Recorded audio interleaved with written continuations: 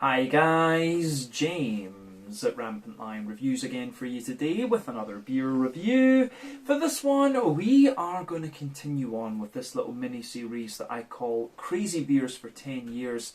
And yeah, we have a little bit of a beast that we're going to have a look at today. So for this review, we are going to return to a brewery that has featured on the channel many times before. And this is a beer that I was keeping specifically for the channel's 10th anniversary. Now, it's a style that I know this brewery can do very well. It's a beer that I'm actually not sure if I ever tried, but it is supposed to be a very nice one. And I'm really curious to see how this one turns out after being aged in the bottle for about 10 years. So, needless to say, I'm very, very curious to see what this beer is going to have in store for us. Hopefully it's another good beer. Hopefully it makes for an interesting review, and as always I hope that you guys watching enjoy my take on this one as well. So yeah, for this review then, we are going to stick to Scotland. We're going to go to the northeast of the country, to Aberdeen, a bit to the northwest of there to Ellon, and that of course means that we're going to have a look at yet another beer from Brewdog. So this particular beer is called Tokyo Star. It comes in at a whopping 18.2% ABV, and this one is of course an Imperial Stout. They're describing this one as an intergalactic fantastic oak-aged stout. So yeah, this should be pretty damn awesome. There was of course the original Tokyo Imperial Stout, which I think I tried on tap once, if I'm not mistaken. But yeah, the Tokyo Star is one that I might have had a sip of from a friend, but I honestly couldn't tell you when I think about it. I really don't know. But yeah, this is a bottle that I bought maybe back in 2013, 2014, something like this, because it was a beer that they did every so often, and I thought it'd be really cool to keep one of these and see what it did. So yeah, I'm really looking forward to trying this one. Let's crack on and see what this beer is going to have in store for us. We're hacking back to an era when Brewdog were kind of the pioneers of the craft beer scene in Scotland, but things have obviously changed quite a lot. But yeah, as always with my reviews then, I'll tell you a little bit about the brewery before we taste the beer. If you want to get straight to the tasting though, just fast forward. All the usual links can be found in the video description below. That's the brewery website, the link to my other reviews that I've done from Brewdog before, and we'll be adding a few more to that list over the next little while, because I do have some really interesting Brewdog things that I've been keeping aside. But there's all the usual social media down there if you want to see more reviews. Do please consider subscribing to the channel. The support that you give is massively appreciated. And remember, you can go into the channel homepage and search for beer using the geography tagging system. So just go in there, use the little search bar, put in your hometown, state, county, whatever you like. If I've reviewed beers from the area that you search for, they will pop up. Failing that, of course, you can check out the playlist of beers from different countries. You'll find this one in the Scottish playlist, along with a number of other things, and we will be continuing to add to that over the next little while I am back home in the motherland. And you can check out the playlist of beers from other countries as well, if you are so inclined. But yeah, let's do this one. The Tokyo Star, 18.2% Imperial Monster Stout, I guess we can say, from Brewdog in Ellon in Aberdeenshire, in the northeast of Scotland. On to my brewery notes then, to tell you a little bit about Brewdog once again. So Brewdog, as I've told you many a time before, is the love child of James Watt and Martin Dickey, and they were formed back in April of 2007 at a small brewery in the Keswick Industrial Estate in Fraserburgh in the very northeast of Scotland. Now, both of these guys studied at Heriot-Watt University down in Edinburgh. James, I believe, studied law and economics, while Martin studied in the brewing and distilling programme, and then after this he went on to work for Thornbridge Brewery down in England from 2005 until 2007. But this brewery really became known for being very experimental, and particularly for their strong beers for a period of time, but they were largely influenced by the American craft brewing renaissance and stone brewing over in California in particular. But more recently in 2012, these guys moved their main brewing operations to a new, very shiny and purpose-built facility in Ellon, which is closer to the city of Aberdeen, where I used to study chemistry, and they've continually expanded this facility over the years. They've got several bars across the world these days. They began opening these back in 2010 with their first bar outside of Marischal College in Aberdeen, but these days the kind of bar network has expanded to be 120. And you're talking about bars on, I think, maybe all of the continents. I'm not 100% sure about Africa, but yeah, they're in Asia, they're in Australia, I think New Zealand as well. the Americas. You know, Brewdog are pretty much everywhere at this point in time.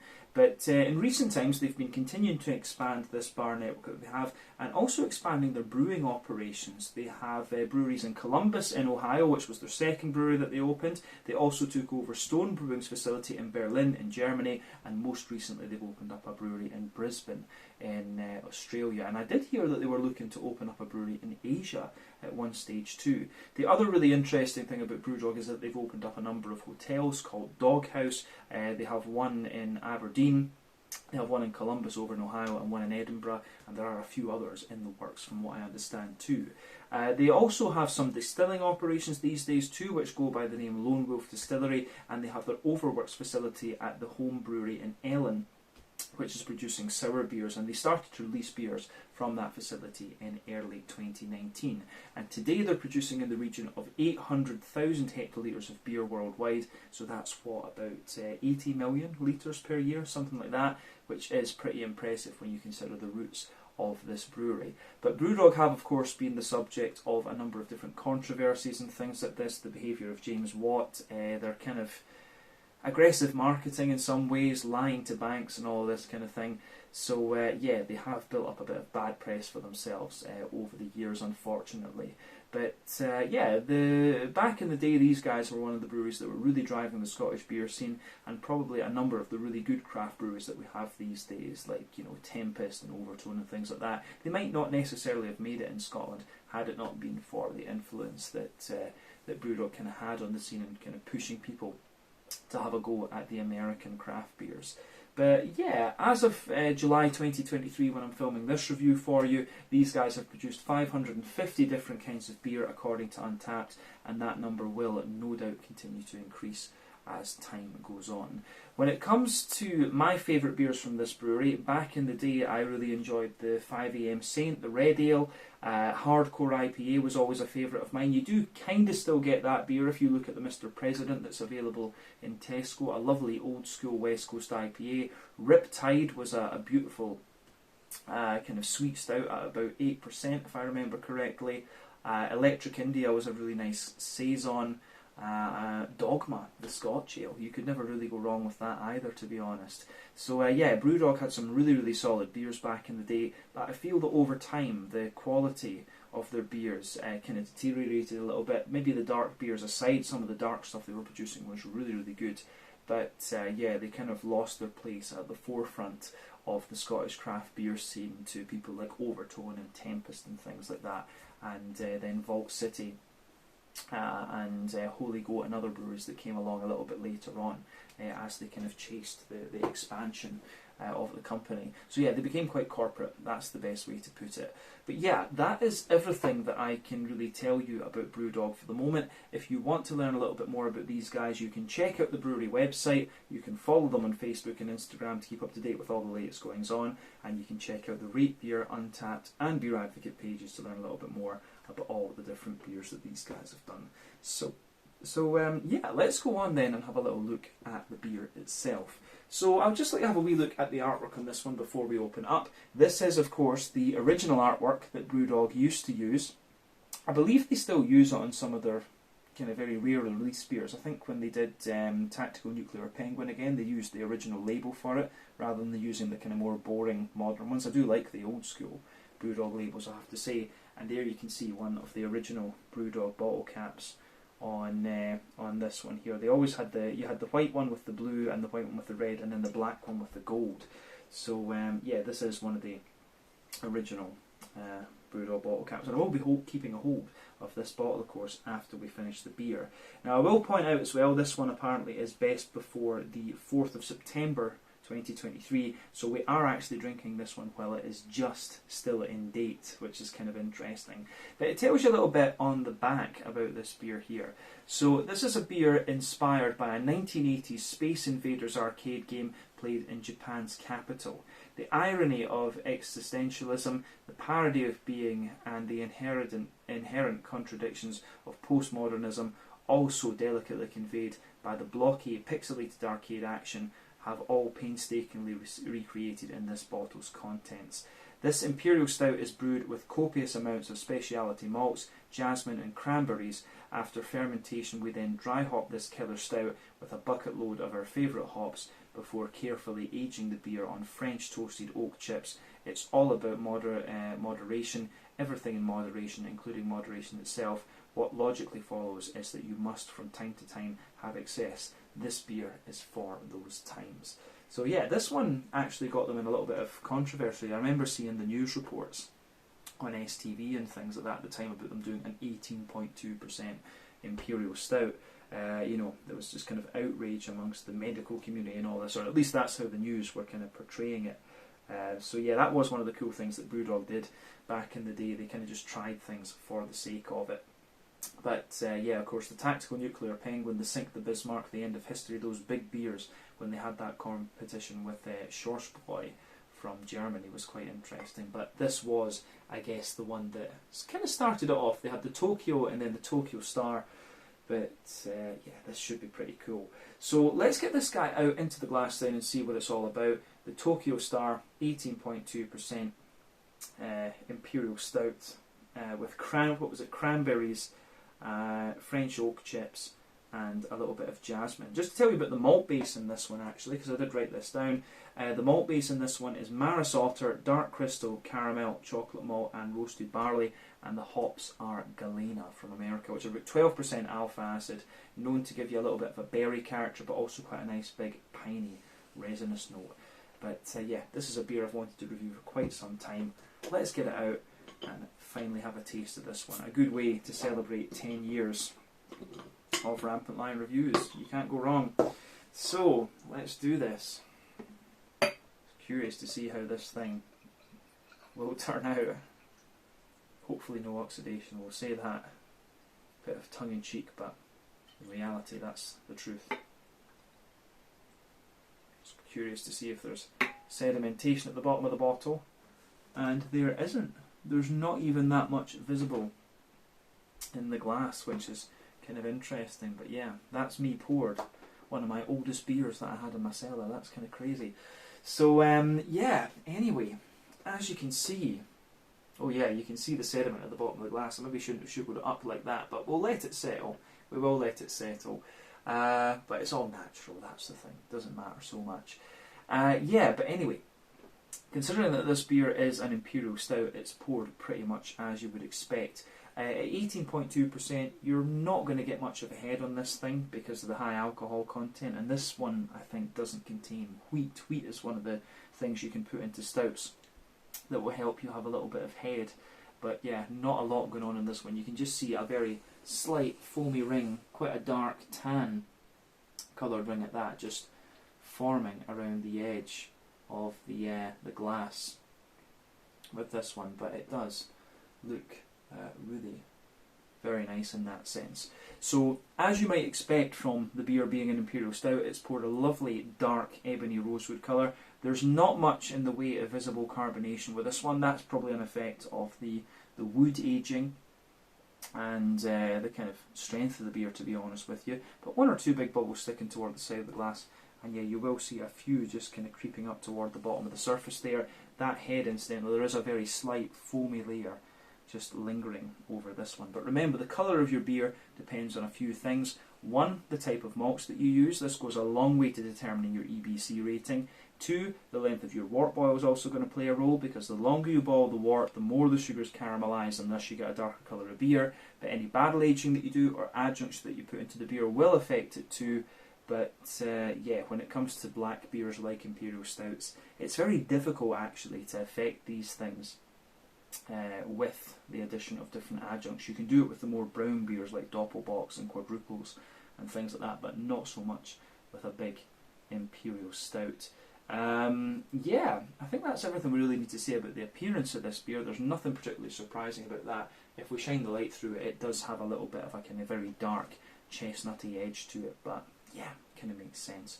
So let's have a wee look at the aroma of this one then and see how we get on. Oh, I'm just going to say,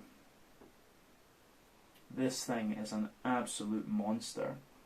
One of the things I forgot to say when the beer was still in the bottle, if you actually held it by the top, you could feel that this thing was dense as fuck, basically. And when you hold the glass, you feel the same thing, and you can smell that in the aroma of this beer. I would be really curious to have a little look at the brew sheet of this one. I think this is probably triple mash.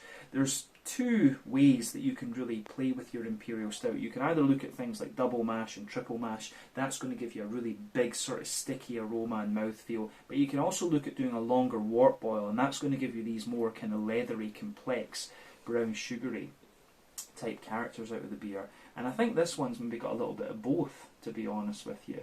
The fact that they've used oak chips as well, rather than actually barrel aging the thing, is quite interesting too, because you'll feel that the woody character in the beer is a lot drier rather than being very, very smooth, and you'll notice that both in the aroma and the flavour, I would say, and I can kind of smell that a little bit in this one. But this thing, the aroma, is it's an absolute monster. It gives you everything you'd expect of the style, and it's just sort of put on steroids, basically.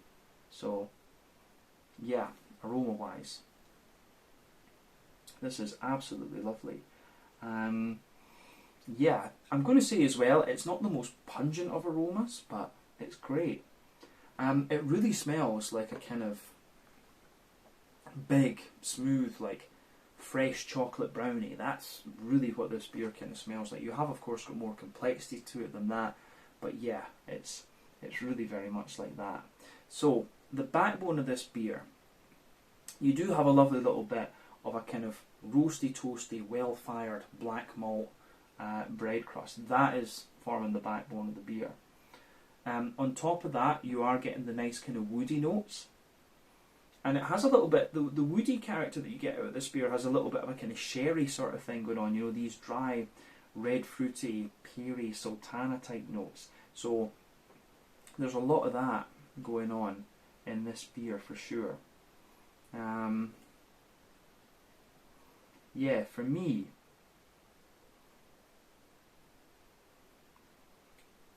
the woody character in this one, it's quite, it really is quite dry, but the more that you smell of it, the more that you sit and ponder over the aroma of this beer, you're going to get more and more of these kind of almost like sherry-like notes out of it. But above that, you start to get a nice, there's a little bit of like a highly caramelised kind of rye bready character coming out of the beer, and then it has this big, thick, sticky chocolate brownie type note coming out of it. Very cakey. It's a little bit Christmas pudding-like in a sense. It does have a little bit of an almost kind of phenolic note to it. But yeah, very cakey, very brownie-like, and just, you know, really oily in a sense. Yeah. So in terms of the kind of chocolatey side of this beer, it has a nice oily sort of 80-90% cocoa chocolate, you know, like really dark cocoa chocolate coming out of it. And then you do get a little bit of a lighter, more, I don't know if I'd go as far as saying milky chocolate, maybe a 60% cocoa chocolate, but then it's all about the brown sugars above that. You've got this big, oily, sticky treacle molasses sort of thing coming out of the beer. There is an element of sweeter caramel in there. But yeah, the brown sugary characters in this are really big, and just from the aroma, I think this one's probably been a triple or quadruple mash or something like that. Like I said, I'd be very curious to see the brew sheet of this one. I should have had a little look at that, because, you know, I think you can get the Brewdog brew sheets on the internet still. But yeah, you get a little touch of nuttiness out of the beer the further into the aftertaste that you go. But yeah, it really has this very dark, boozy, chocolatey sort of thing coming out of this one. So yeah, it smells really, really nice, and it gets a big thumbs up from me. So yeah, good stuff, I have to say. I really do like how this pieces together from the malty side of things. Big leathery brown sugars coming out of it too. So like I say, I think it's a combination of multiple mashes and a longer wort boil. In terms of the hoppy side of the beer, with this one, you know, Imperial Stouts are not the most hop forward of beer styles anyway. but this beer has been in the bottle for about 10 years, so a lot of the hoppy character has dropped out of this one, but you do still get the remnants of it. There's a little bit of earthiness in there, there's a little bit of herbal character, but you can still smell a little bit of a kind of floral note, a little bit of the piney resin as well, and a bit of grassiness, but it is very, very minimal. I would stress that absolutely. In terms of the fruity side of the beer, it's really interesting because you get a there's a big sharp sort of raisiny note out of this one. So yeah, big sharp raisiny note, a hell of a lot of juicy plum. For me, the juicy plum is the kind of mainstay of the fruity aroma in this beer. Underneath that, you're getting a lot of fig. There's a little tiny touch of like a dainty sort of thing with this one too. And you know, they did say, was it cranberries they put in this one? I forget. Yeah, cranberries it's saying on the label there. So yeah, for me, the cranberries are coming out. It has, you can smell that juiciness of the cranberry, but it comes out like a bit more of a kind of sharper fig for me. And then yeah, blackcurrant, blackberries, all these sort of things. But the cranberry, it might just be the power of suggestion, of course. Now that I've kind of remembered that there's cranberry in there, that can happen. But yeah, the fruity nature of this one is really nice, and it has that big sort of like brandy soaked Christmas pudding sort of vibe to it. It's a really, really interesting beer, this one, and I'm very curious to see how it's held up. So yeah, I think we should have a taste of this one then and see what it's all about. Yeah, so take a bit of time to enjoy the aroma of the beer before you get stuck into it, but it is now time for us to taste this one. So yeah, this is the Tokyo Star, an 18.2% multiple mash, I'm pretty sure, Imperial Stout from Brewdog in Ellon in Aberdeenshire. It's got cranberries, jasmine and French oak chips added into it. This thing is going to be an absolute fucking beast.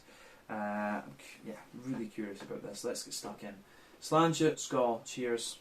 Here's to 10 more years of Rampant Lion Reviews. There you go.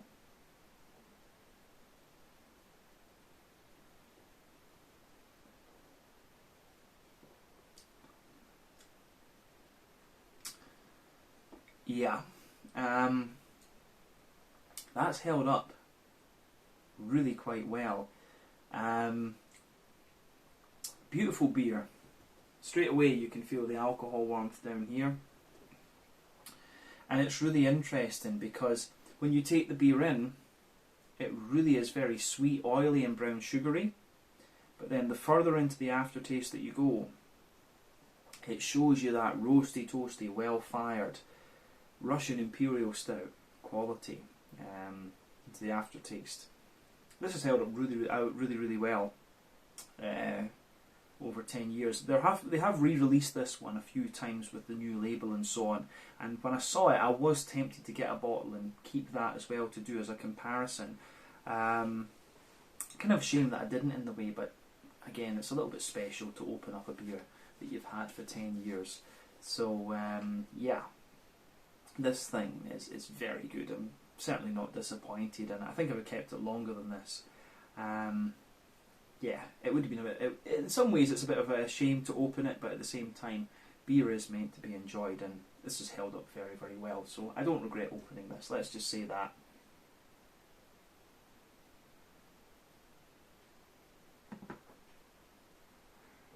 But this is absolutely beautiful. And it just goes to show you what Brewdog were capable of. Back in the day, it was, you know, Stuart Bowman and Martin Dickey working in the brewing team. They also had a German guy called Franz who was very, very good. I don't know if Martin still takes part in the brewing, of course, but yeah, Stuart Bowman left and went to distilling. I think Franz is gone too, but yeah, this is an awesome beer. Let's just try and break this beer down then and describe the flavours a bit more in depth for you. Middle third of your palate then. The backbone of this beer, you get that lovely, roasty, toasty, well-fired, black bread crusty character just forming the backbone of the beer, and that really lingers there into the aftertaste. Now above that, you start to get the kind of dry, woody characters coming out of the beer, and you can feel that it's a little bit of a, it's that kind of smooth and slightly dry European oaky character. As I've explained on the channel many times before, for me American oak is a lot smoother and gives you a bit more sweetness to your beer. But yeah, roasty, toasty, well-fired backbone, the kind of smoother and slightly drier European oak in there, and you can feel a little bit of the like brandy or cognac or something in that. It gives you a wee bit of a red fruity character into the aftertaste, and then above that you start to get the kind of bready and cakey notes out of the beer. Yeah.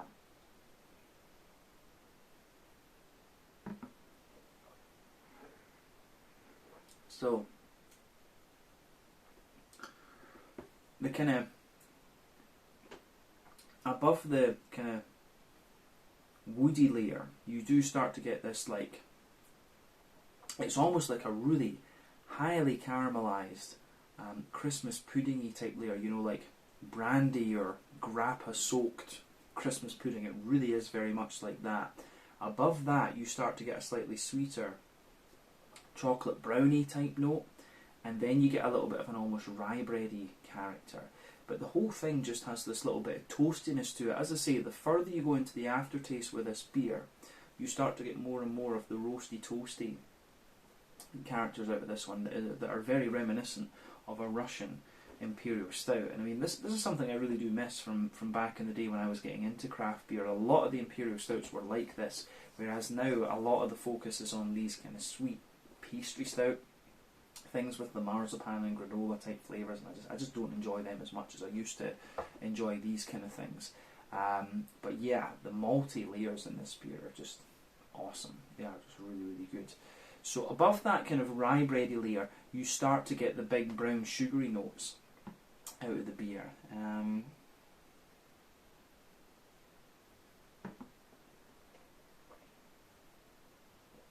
So yeah,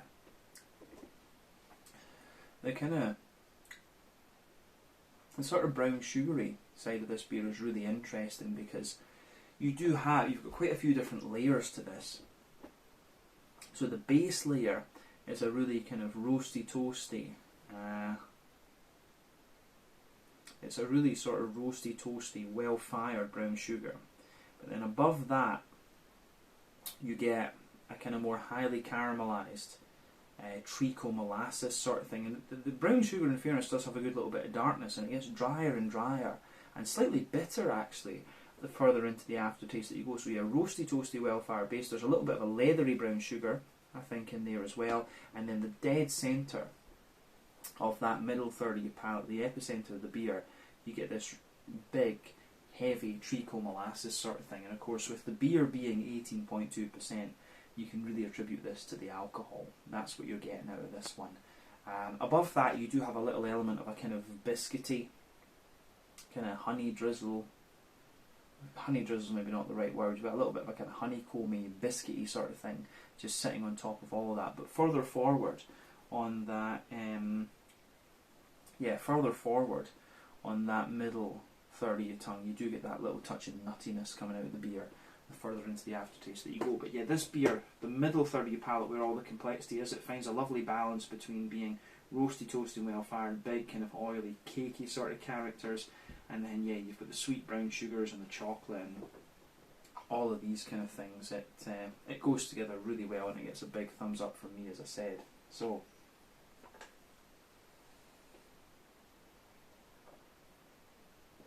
yeah, this is awesome.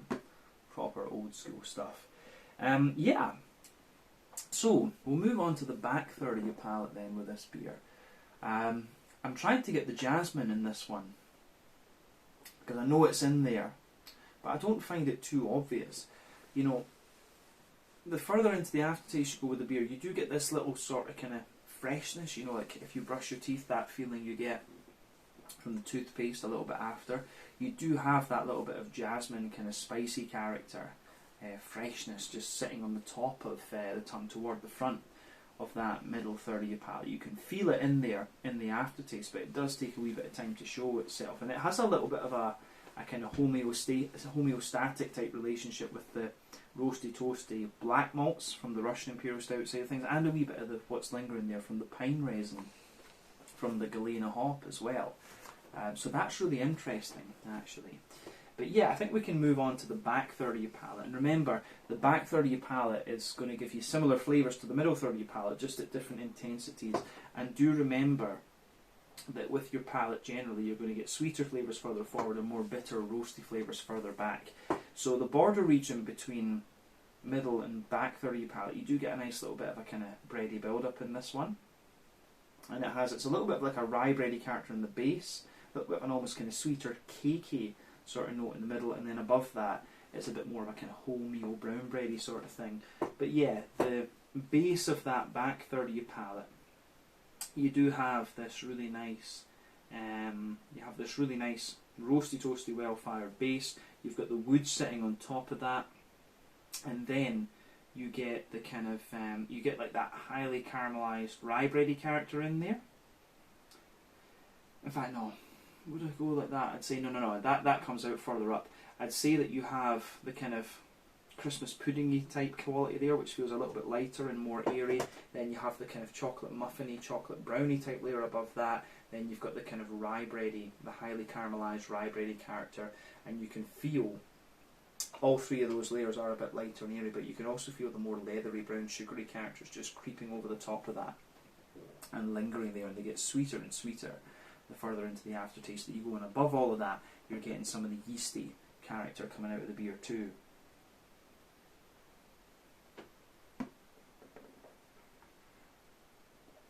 So yeah, for me, the yeasty side of this beer is just crazy. It's like a really sweet port and brandy soaked Christmas puddingy sort of thing, and it's wrapped in a little bit of like a really sweet treacle molasses and a bit of honeycomb and things. So yeah, I think that's a good way to describe it. On the back third of your palate, you have this lovely, as I said, like a sort of doughy, brandy and port soaked pumpernickel rye bread kind of thing, wrapped in treacle and molasses. The yeasty character in this beer is really interesting, but it gets a little bit more bitter the further into the aftertaste you go. That's really interesting. But as I say, all of that just kind of sits on top of everything on the back third of your palate. But you can absolutely feel that the back third of your palate, the flavour is taller, and as you move further forward into that middle third of your palate, it just kind of condenses down and squashes together, and that's really interesting with this beer. Yeah, let's go on to the green component of this one then. So, as I said earlier, this beer is 10 years old. It is an Imperial Stout, so it's not the most hop-forward style of beers in the first place, and the fact that it's 10 years old and it's been oak-aged as well, that's something we shouldn't forget. A lot of the hoppy character will have dropped out of this one, but the thing is, it surprises me, it's still there. You still find some of it. So in the back corners of the palate, there is a little bit of earthiness there. As you move further forward, it's a little touch herbal, and as you push further forward along the kind of front, toward the front corners of your palate, you can feel there's a little bit of that kind of, you can feel the sort of jasmine spice and that kind of, almost like, I don't know if minty is the right word, but that just kind of freshness that you get from the jasmine, you can feel that there, and some of the kind of piney resin notes. But round the front curve of the tongue, it's a little bit lighter and more grassy, and then you have that nice kind of, you do have that nice sort of just slightly zesty grassiness there around the front curve of the tongue. I'm just surprised at how prominent the kind of hoppy side of things still is in this beer, considering its age. But you know, you've got jasmine in there too. That's the other thing to remember, and the jasmine spice is not going to go away. But let's have a little look at that front third of your palate then, just to round off the flavour section of this video.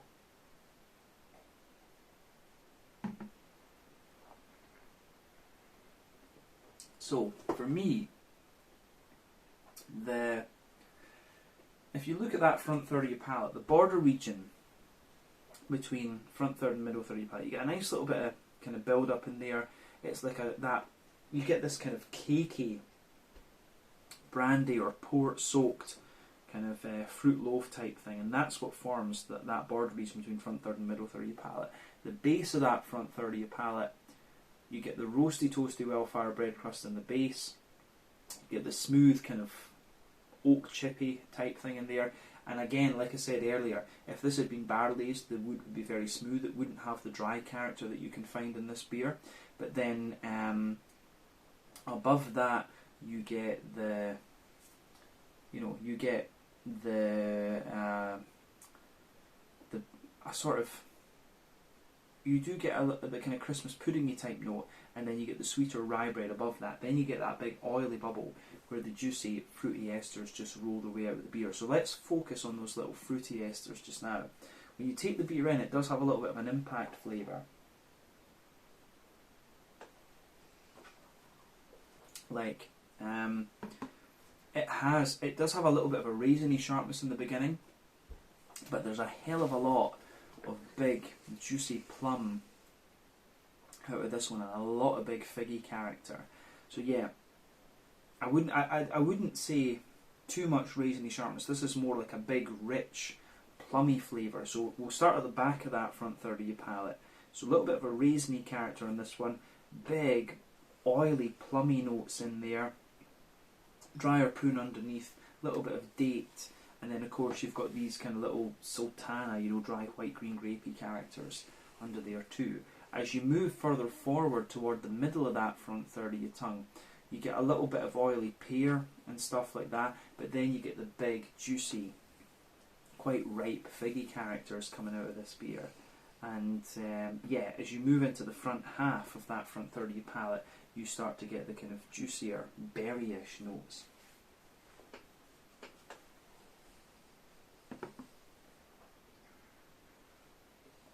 So yeah, for me, in the front half of that front third of your palate, you've got a really nice, kind of like, you do have a little touch of black currant in the base, but then you have this really rich blackberry type note that just kind of lingers there. And that lingers into the aftertaste too, and you can feel a little bit of the very rich, juicy plum behind that, and a bit of the drier prune in there too. So I mean, this is a lovely, lovely beer in terms of its fruity character. That's what I really have to say about this one. I've got a feeling I did have a sip of this beer a few years ago. My friend Dave from America was visiting. I think he bought a bottle of this, and then he and I shared it in the Brewdog bar just next to Marshall College when Brewdog was still quite young. And I remember having a little sip of this one and thinking it was just a little bit of a monster. So yeah, this beer's given me some kind of, it's given me some sort of recall. I'm pretty sure I did have a sip of this with Dave back in 2012 or 2013 or something like that. So yeah, this thing is an absolute monster. Beautiful, beautiful beer. Over the 10 years it's held up really, really nicely. And yeah, quite honestly, I can feel the booze going to my head with this one a little bit. So I think we've described the flavour as much as we can for the moment. But yeah, this is a beer that will fuck your day in the best way, 100%. So yeah, be a shame if Brewdog didn't do this again. It said on the Untappd page that they're no longer producing this beer. If they could do it at the same quality as they did back in the day, that would be pretty awesome to see. But yeah, let's round off this review then with a little look at the mouthfeel. For me, unquestionably, full-bodied beer.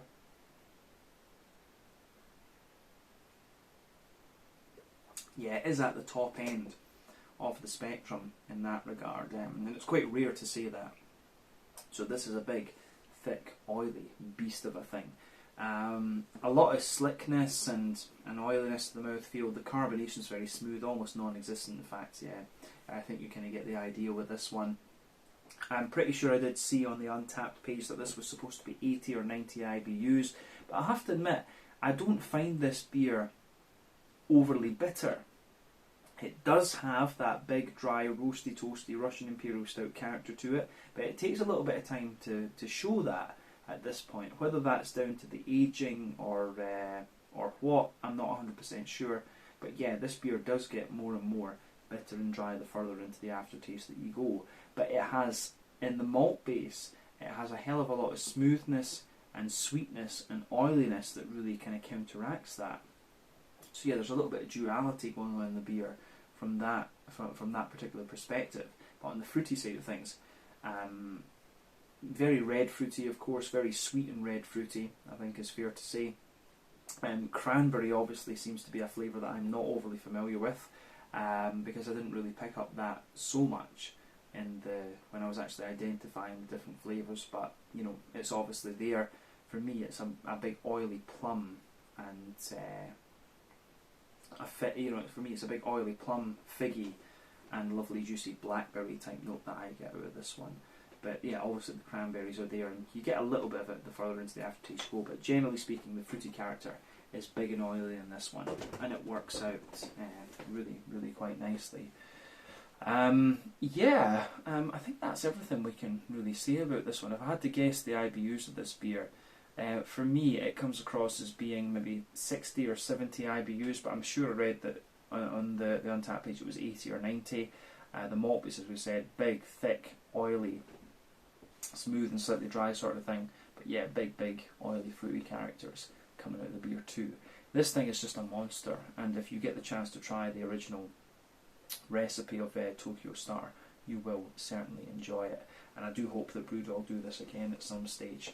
But yeah, I think we can leave it at that for this review. So this one was the Tokyo Star, coming in at 18.2% ABV, a French oak-aged Imperial Stout, obviously it's obviously been triple mashed or something like that. You know, you can tell from the mouthfeel, the thickness of it, and the big stickiness that it has. It's got to be triple mash. At least I would not be surprised if it's quadruple mashed. It doesn't strike me as having had an overly longer wort boil either, because it's not too leathery and dry. But yeah, this is just a monster, like I said. So yeah, the Tokyo Star, an 18.2% French oak aged triple mash Imperial Stout from Brewdog in Ellon in Aberdeenshire in Scotland. A beer that I've been keeping for 10 years and finally opened up and reviewed for you here on Rampant Lion Reviews as part of the Crazy Beers for 10 Years series. But yeah, at this point I'm pretty steaming from this one, so I think I'll go away and enjoy the rest of this with my friend, and we'll see if my dad is ready for some of this too. But yeah, thank you again for watching my beer reviews. Until the next time, please like, subscribe, share, all the usual YouTube stuff. Let me know your own thoughts on this beer in the comments section below. Let me know what your favourite beers are from Brewdog too, and I do have another 2, 3, 4 or so beers to have a little look at from these guys over the next few videos, which are quite interesting, so I do hope that you enjoy those too. But check out my social media, check out Brewdog's social media. This was the Tokyo Star, an 18.2% monster of a thing, and it made for a very interesting review. So, Slange, Skull, cheers, see you guys in the next one.